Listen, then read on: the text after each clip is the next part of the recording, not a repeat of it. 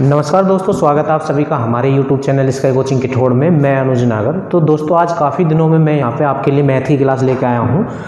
HD Yadav वाला math मैं पूरा आपको यहाँ पे पढ़ा चुका हूँ और RS अग्रवाल वाला जो वस्तुनिष्ठ वाला जो मैथ है वो मैंने यहाँ पे पढ़ाना स्टार्ट किया था।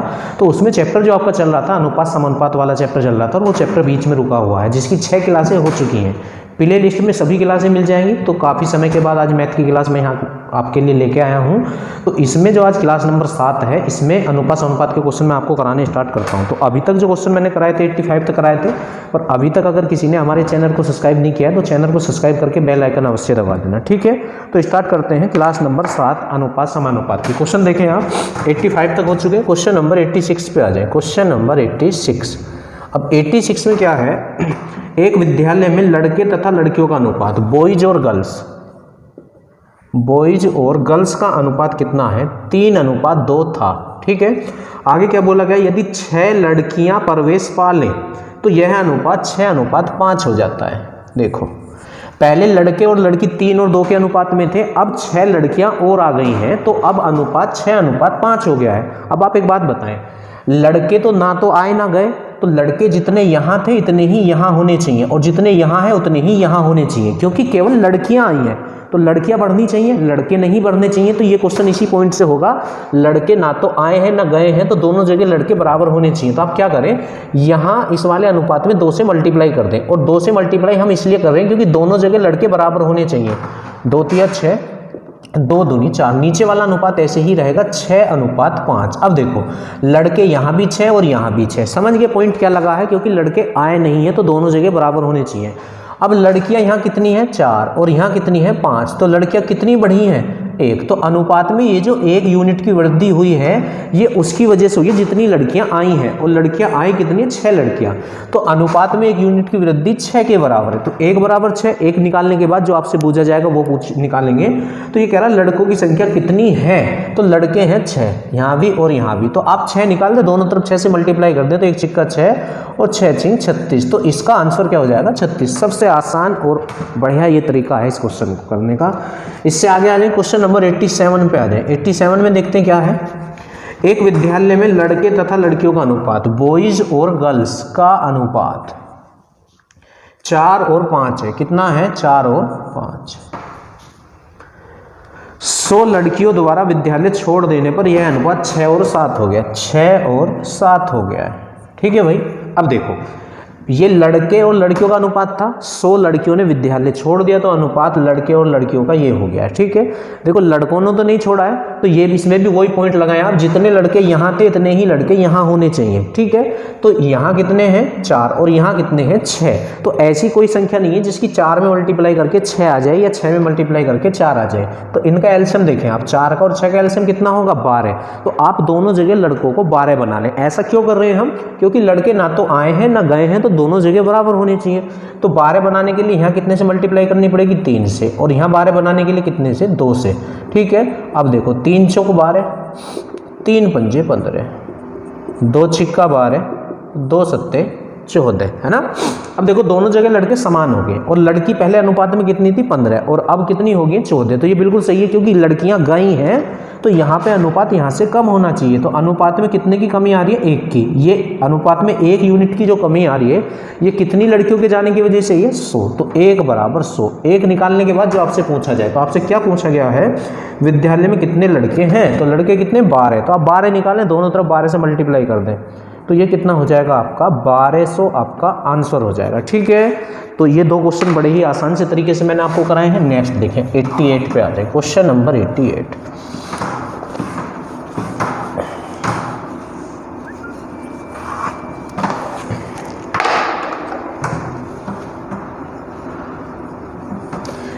में क्या है, सीमिता और कविता की वर्तमान आयु। देखो भाई, सीमिता और कविता की वर्तमान आयु का अनुपात कितना है? 3:8 है, ठीक है।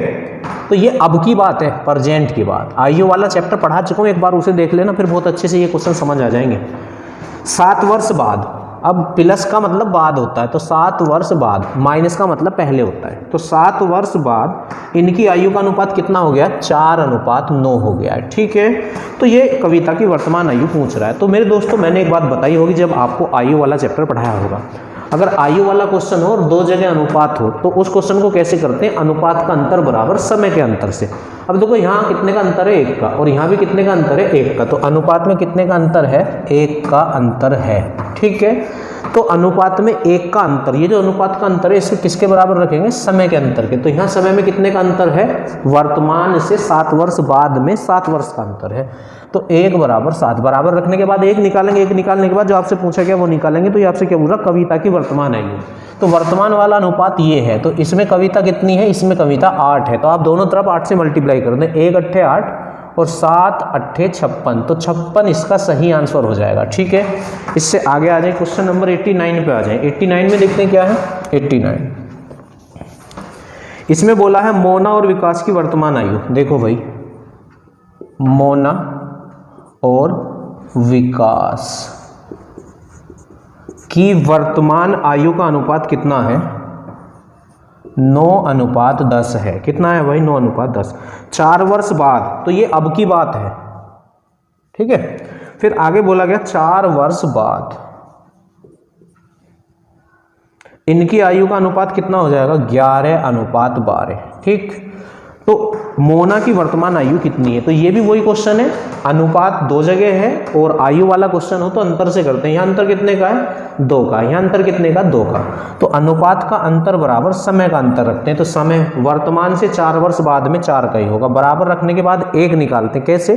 जो इधर होता है उससे डिवाइड, तो 2 एकम 2 और 2 दूनी 4। 1 निकालने के बाद जो आपसे पूछा गया है उसे निकाल देते हैं। तो आपसे क्या पूछा गया? मोना की वर्तमान आयु कितनी है? तो वर्तमान वाला अनुपात ये है, तो मोना 9 है, तो 9 एकम 9 और 9 दूनी 18 इसका आंसर हो जाएगा क्वेश्चन नंबर 89 का। तो इसका आंसर कितना हो जाएगा? 18 वर्ष। क्वेश्चन नंबर 90 पे आ जाए, यही करा देता हूँ, है ना, दिख तो रहा होगा आप सभी को। क्वेश्चन नंबर 90 पे आ जाए। 90 में क्या है? 2 छात्रों की आयु का अनुपात इतना है। तो हमने पहले छात्र को A मान लिया और दूसरे छात्र को B मान लिया। तो इनकी आयु का अनुपात कितना है? 3:2 है। ठीक है, अब आगे बोल रहा है एक दूसरे से 5 वर्ष बड़ा है। एक जो है दूसरे से 5 वर्ष बड़ा है, तो इसका मीन्स क्या होगा कि उनकी आयु में 5 वर्ष का अंतर है। तो अनुपात में अंतर कितने का है? 1 का, और उसने आयु में अंतर कितने का दिया? 5 का। तो अंतर बराबर अंतर रख दिया। अब जो बूझेगा वो निकालेंगे। छोटे की आयु कितनी है? तो छोटा कितना है? 2। तो आप दोनों तरफ 2 से मल्टीप्लाई, 1 दूनी 2 और 5 दूनी 10 वर्ष आपका आंसर हो जाएगा क्वेश्चन नंबर 90। 91 पे आ जाए, क्वेश्चन नंबर 91। इसमें क्या बोला गया? कमला तथा निशा की आयु का अनुपात। देखो भाई, कमला और निशा की वर्तमान आयु का अनुपात। निशा की वर्तमान आयु का अनुपात कितना है? 6:5 है। 6:5 है। इनकी आयु का योग 44 वर्ष है। तो देखो, अनुपात में आपको क्या करना होता है? अगर योग देता तो योग, अंतर देता तो अंतर, गुणनफल देता तो गुणनफल। बस इतना ध्यान रखना है, जब का अनुपात हो योग भी तब का ही होना चाहिए। तो अनुपात भी वर्तमान का ही है और योग भी वर्तमान का, वरना क्वेश्चन गलत हो जाएगा। तो 11 और इसने योग कितना दिया है आपको? 44 दिया है। कितना दिया भाई? 44। तो 1 बराबर 4। ठीक है, 1 बराबर कितना? 4। तो 8 वर्ष बाद इनकी आयु का अनुपात क्या होगा? 8 वर्ष बाद इनकी आयु का अनुपात बूझ रहा है, तो आप इनकी आयु अब निकाल लें। अब इनकी आयु निकाल लें। तो कमला कितने की? 6 की। तो दोनों तरफ 6 से मल्टीप्लाई, 6 एकम 6, 6 चौक 24। और निशा कितने की? 5 की। तो 5 की, 1 पंजे 5 और 4 पंजे 20। तो अब दोनों, कमला जो है 24 की है और निशा 20 की है, और ये कब अनुपात बूझ रहा? 8 वर्ष बाद। तो जो आज 24 का है वो 8 वर्ष बाद कितने का हो जाएगा भाई? 32 का। जो आज 20 का है वो 8 वर्ष बाद कितने का हो जाएगा? 28 का। अब बस इनकी आयु का अनुपात बूझ रहा, तो इन अनुपात में ले जाएं आप। तो 4 8 32 और 4 7 28, तो 8:7 इसका आंसर हो जाएगा। ठीक है, नेक्स्ट क्वेश्चन पे चलते हैं, क्वेश्चन नंबर 92।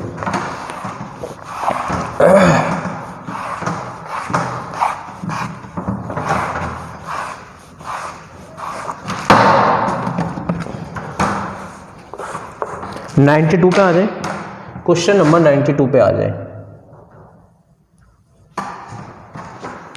एक आदमी तथा उसके पुत्र की आयु का अनुपात। देखो भाई, आदमी और पुत्र की आयु का अनुपात कितना है?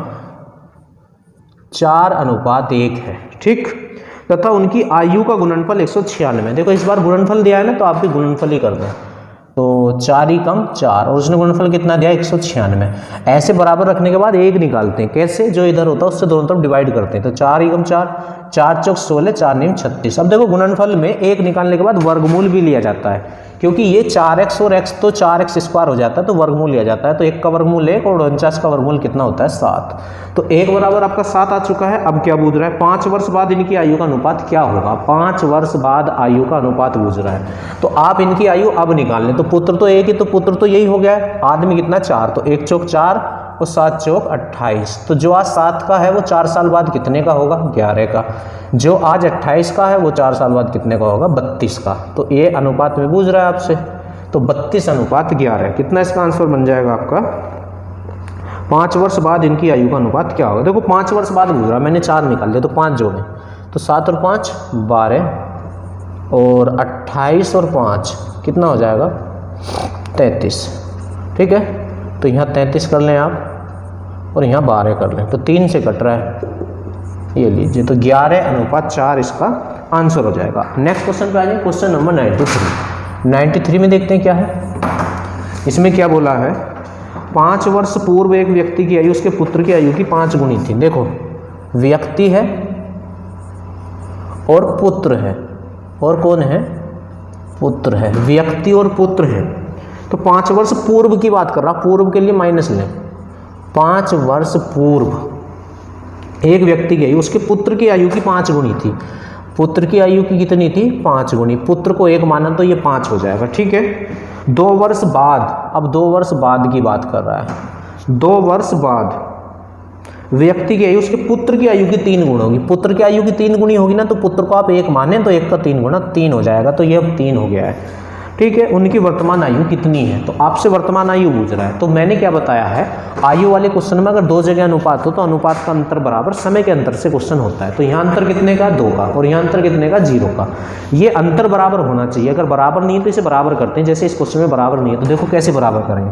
जो इनमें डिफरेंस है उसकी मल्टीप्लाई यहाँ करेंगे, जो इनमें डिफरेंस है उसकी मल्टीप्लाई यहाँ पे करेंगे, ठीक है। तो अंतर आपका बराबर हो जाएगा। तो 5 दूनी 10 और 1 दूनी 2, 4 तिया 12 और 1 चौक 4। तो अब देखो आप डिफरेंस, यहाँ 2 का यहाँ 2 का, तो इस अंतर के बराबर समय का अंतर रखते हैं। समय में अंतर कितने का? 5 वर्ष पहले और 2 वर्ष बाद में 7 वर्ष का अंतर हो जाएगा। तो 1 बराबर कितना हो जाएगा आपका? 7, ठीक है। 1 निकालने के बाद जो आपसे पूछा जाएगा वो निकालेंगे। तो अब आपसे ये क्या पूछ रहा है 93 में, उसके पुत्र की उनकी वर्तमान आयु का अनुपात पूछ रहा है। तो देखो यहाँ वर्तमान का अनुपात है ही नहीं, तो या तो आप 5 साल पहले की आयु निकाल सकते हैं या 2 साल बाद की निकाल सकते हैं। 2 साल बाद की निकाल कर उनमें से 2 घटा दो तो इनकी वर्तमान आयु आ जाएगी, ठीक है। तो 2 साल बाद, अब देखो 2 बराबर कितना है? 7, और 2 साल बाद जो है ये कितना हो जाएगा? 12। तो 6 में कितने की गुणा करें जो 12 आ जाए? ये 2 में कितने की गुणा करें जो 12 आ जाए? तो 6 की, तो दोनों तरफ 6 से गुणा करो, 2 छिक्का 12 और 7 छिंग 42। तो ये तो आदमी की आयु आ गई है। और पुत्र कितना है 2 साल बाद? 4। तो 2 में कितनी गुणा करनी पड़ेगी? 2 की, 2 दूनी 4 है ना, और 7 दूनी 14। तो ये 2 साल बाद की इनकी आयु आई है, और वो वर्तमान का अनुपात पूछ रहा है। तो जो 2 साल बाद इतने का होगा वो आज कितने का होगा? वो आज 40 का होगा।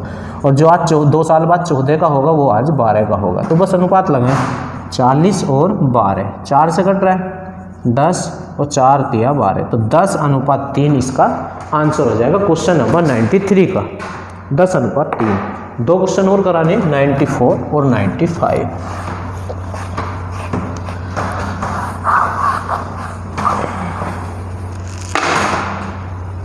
पे आ जाए। इसमें क्या है, अच्छा क्वेश्चन है, ध्यान से देखना। सोना पानी से 19 गुना भारी है।